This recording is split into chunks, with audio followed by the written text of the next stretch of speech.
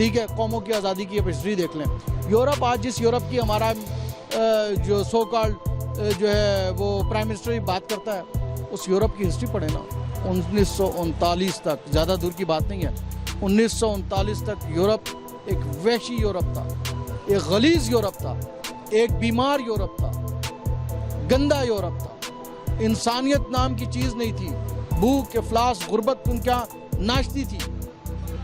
انسانیت کی کوئی قدر ہی نہیں تھی. لیکن جنگ نے پھر انہوں نے 2 جنگیں دیکھی ہیں, ورلڈ وار 1, ورلڈ وار 2. اس میں کروڑوں انسان مرے. یورپینز کو گٹر کا پانی پینا پڑا, سیوریج کے پائپ لائنوں میں انہیں وقت گزارا. انہیں پتہ ہے آزادی کیا ہے, صحت و صفائی کیا ہے, معیشت کیا ہے, اقتصادیات کیا ہے, انسانی ہمدردی کیا ہے. انہوں نے پھر وہ اس کو اپنایا, انہوں نے اس دکھ کو, تکلیف کو اپنی روح میں محسوس کیا, اور وہ یورپ آج وہ یورپ ہے. ہم نے تو جنگ دیکھی نہیں, اس خطے نے جنگ نہیں دیکھی. اگر آپ جنگ کہیں تو میں نے ابھی آپ کو بتایا کہ کسی جنگ کو جنگ کہہ سکتے ہیں تو وہ پورس اور سکندر کے درمیان ہوئی تھی. اس خطے میں کوئی جنگ ہی نہیں ہوئی آج تک. یہ واقعی حقیقت میں ایک سونے کی چڑیا تھا. میں اس خطے سے مراد انڈیا پاکستان دونوں لے رہا ہوں, بر صغیر کا پورا علاقہ لے رہا ہوں. اور اس علاقے میں جنگ ہونی ہے. جو حالات ہیں سیم حالات انڈیا کے بھی ہیں. وہاں کا بھی وہاں معاشرہ ہمارا الحمدللہ ابھی معاشرہ ٹوٹا نہیں ہے, ابھی یہ انٹیکٹ ہے. لیکن ان کا معاشرہ ٹوٹ پھوٹ کا شکار ہے, ان کی ثقافت ٹوٹ پھوٹ کا شکار ہے. ہماری ایک ثقافت موجود ہے, اس کی وجوہات ہیں. میں یہاں اپنی بات کو مذہب کی طرف نہیں موڑنا چاہتا, کیونکہ لوگ کہیں گے کہ یار یہ ہو سکتا ہے کہ مولوی ہو, بٹ مذہب ہر جگہ پریویل کرتا ہے. ہندوستان میں آج جو کچھ آپ مودی یا ان کے لوگوں کو دیکھ رہے ہیں, وہ کیا وہ مذہب کی ایک شکل ہے. یورپ میں ایون کلیسا آج بھی اہم رکھتا ہے. امریکہ میں مذہب کی کوئی حیثیت ہے کہ پھر بھی وہاں کوئی کیتھولک صدر نہیں بن سکتا, پروٹسٹنٹ ہی بنتا ہے. چرچ آف انگلینڈ کو اگر کوئی نہیں مانتا تو وہ برطانیہ کا وزیر اعظم نہیں بن سکتا. مذہب پریویل کرتا ہے, یہاں بھی پریویل کرتا ہے, یہاں زیادہ بہتر انداز میں پریویل کرتا ہے. یہ آپ کے موقع تھا, آپ نہ جاتے, لوگ جاتے. آپ نے خود بھی نہیں کیا, لوگوں کو بھی آپ نے روکا. حالات ایسے پیدا دیے کہ لوگوں روکا, اور آپ کہتے ہیں آپ بڑی ڈپلومیسی کر رہے ہیں. اس ڈپلومیسی کی کوئی حیثیت نہیں. ڈپلومیسی کیا, یہ تو منافقت ہے. اور آپ کی ڈپلومیسی کون کر رہا ہے؟ شاہ محمود قریشی خود غدار خاندان سے تعلق رکھتا ہے, اس کے باپ دادا غدار تھے. انہوں نے اس خطے کے مسلمانوں کے خلاف انگریزوں کی مدد کی. یہ ان پر الزام نہیں ہے. گزٹ آف پنجاب میں آپ چلے جائیں, یہ تحریر شدہ چیزیں ہیں, یہ مستند تحریر شدہ چیزیں ہیں جو موجود ہیں. وہ شخص آپ کی ڈپلومیسی کرے گا جو خطے سے جس کی لائلٹی نہیں ہے. دیکھنا ہے کہ مولانا کی حکمت عملی کیا ہے. مولانا ایک بڑے شروڈ آدمی ہیں, سیزنڈ پولیٹیشین ہے, اس میں کوئی ڈاؤٹ نہیں. ریلیجیس کارڈ ان کے پاس ہے. وہ ایک مجاہد تنظیم کے سربراہ بھی ہیں, اس میں بھی کوئی شک نہیں کہ یہ حرکت الاسلام جو ہے وہی حرکت الانصار ہے. اس کا کشمیر میں کافی کام رہا ہے, اور کافی ٹف ٹائم اس نے انڈیا کو دیا. ایون کہ امریکنز کو بھی انہوں نے کافی ٹف ٹائم دیا وہاں پہ.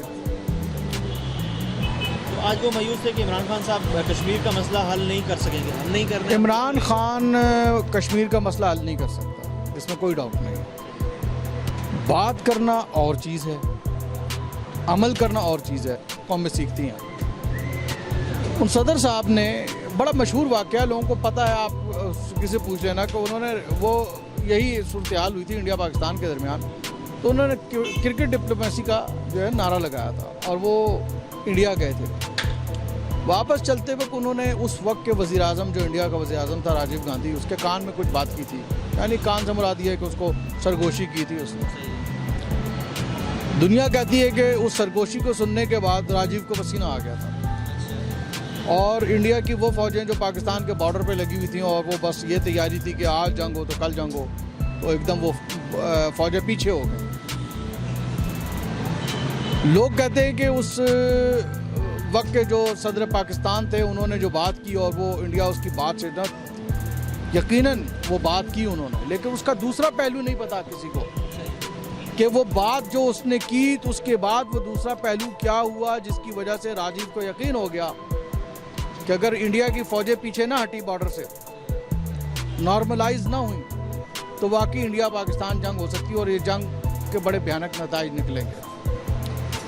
اس شخص نے دوسرا کام جس کی وجہ سے راجیو کو پسینہ آ گیا تھا، اس نے پاکستان آرمی کو تھوڑا موو کر کے بارڈر کے قریب بٹھا دیا تھا، یعنی اسے یہ میسج دیا تھا کہ ناؤ اور نیور کے لیے ہم تیار،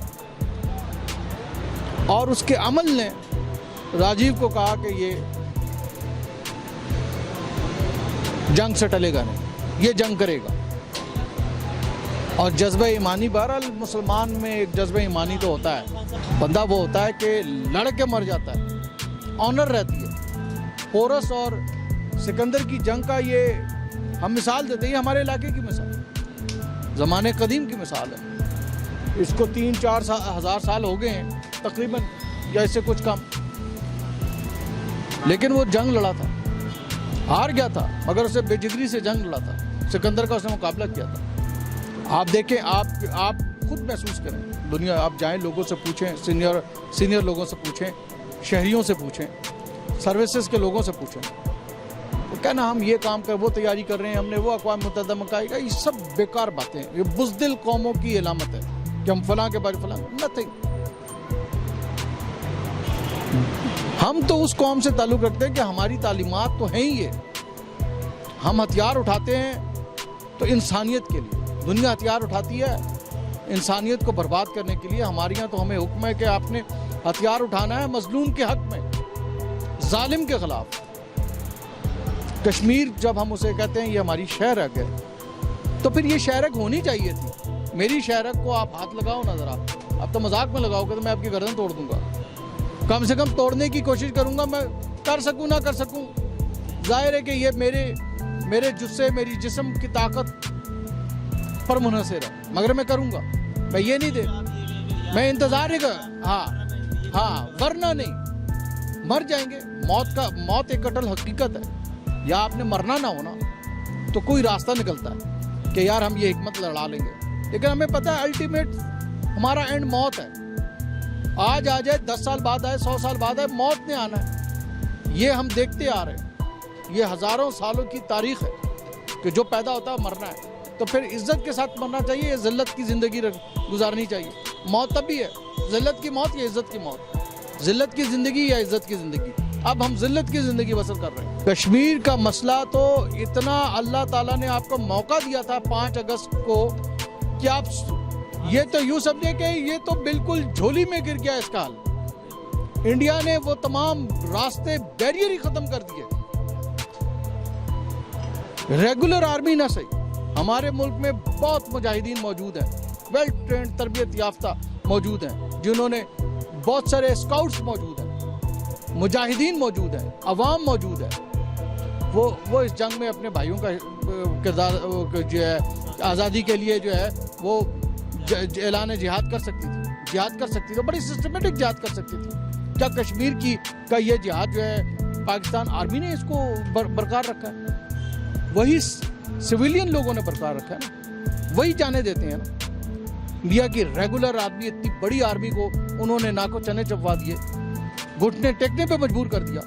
آپ نے اپنی نا سمجھی، نا عقلی، وہ کہتے ہیں عاقبت نا اندیش فیصلوں کی وجہ سے، اپنی بزدلی کی وجہ سے جو ہے، اپنی خود غرضی کی وجہ سے آپ نے وہ موقع ضائع کر دیا۔ اگر ہماری شہرک تھی تو آپ شہرک، میں تو یہ شہرک کو چھڑا لیتے، آج عوام نکلتے، آزاد کشمیر کے لوگ نکلتے۔ میں تو آزاد کشمیر کے لوگوں کو بھی بہت بڑا مجرم سمجھتا ہوں، اعلان جہاد کر دیتے ہو، دیکھی جاتی بعد میں، وہاں تو لوگوں کو مارا جاتا ہے۔ کشمیر اور کشمیر کا مسئلہ ہے کیا؟ یہ زمین کا مسئلہ ہے یا انسانوں کا مسئلہ ہے؟ میرے نزدیک تو یہ انسانوں کا مسئلہ ہے، لیکن ہماری حکومت، ہماری ریاست کے کرتا جو طاقت کا سرچشمہ ہے، وہ اسے زمین کا مسئلہ سمجھتے ہیں، انسانوں کا مسئلہ ہوتا تو شاید یہ آج حل ہو چکا ہوتا. دنیا میں آج پھر آپ کو بتا رہا ہوں, میں بڑا چھوٹا آدمی ہوں, بہت معمولی آدمی ہوں, ایک عام شہری کے طور پہ میں آپ کو یہ بتا رہا ہوں کہ جب تک ہم کشمیر کی زمین کی بات کریں گے, دنیا آپ کے بارڈر میں 1 انچ بھی اضافے کے لیے آپ کا ساتھ نہیں دے گی, نہیں دے گی تو نہیں دے گی. اگر ہم کشمیریوں کی بات کریں گے تو یہ ایک انسانی مسئلہ ہے, انسان کی آزادی اور حرمت کا مسئلہ ہے. دنیا سر کے بل چل کے آئی, ناانصافی کہیں نہیں. آپ کی جو حکمت عملی کی ناقص حکمت عملی جو ہے وہ جو ہے اس مسئلے کو بڑھا رہی ہے. فیوچر میں آپ ایکسپیکٹ کر سکتے ہیں کہ میں فیوچر میں بالکل اس کا ایسپیکٹ میں سمجھتا ہوں. لوگ مایوس ہوتے جا رہے ہیں, ایک لمحے میں بھی مایوس نظر آتا ہوں, لیکن دوسرے لمحے میں مایوس نہیں ہوں, کیونکہ ابھی لاک ڈاؤن ہے. جن کشمیریوں نے 1988 سے, بلکہ 88 نہیں, کشمیر کی آزادی تو پاکستان کی تحریک سے پہلے سے چل رہی ہے. یہ آپ کو شاید نہ پتا ہو کہ پاکستان کے وجود کے لیے موومنٹ, جس کو تحریک آزادی کی موومنٹ کہتے ہیں, اس سے بہت پہلے سے کشمیری اپنی آزادی, اپنے حق کے لیے جنگ کر رہے ہیں, لڑ رہے ہیں.